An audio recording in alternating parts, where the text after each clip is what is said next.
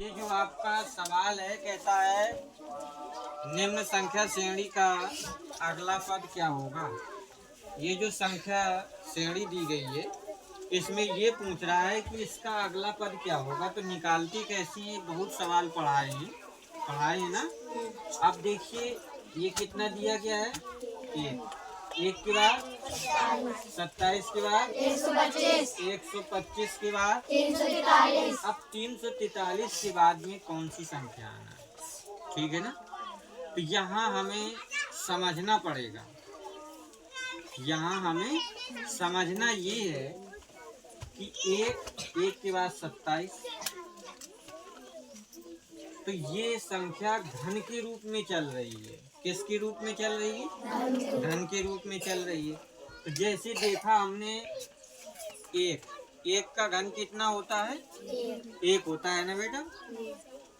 अब एक के बाद में यदि हम 2 लेते हैं तो 2 का घन कितना होता है?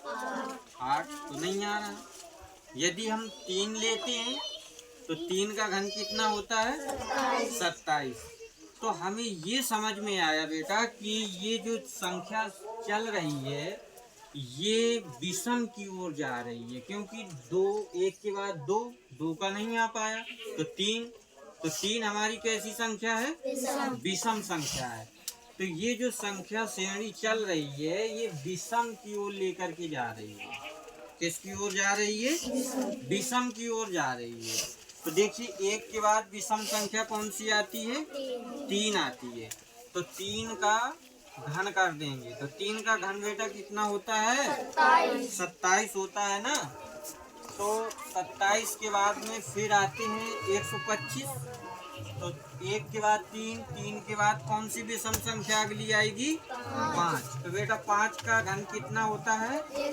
125। तो बेटा अगली संख्या कौन आएगी 5 के बाद? 7 का घन कितना होता है? 343। बेटा अगली संख्या कौन आएगी 7 के बाद? 9 का घन कितना होता है?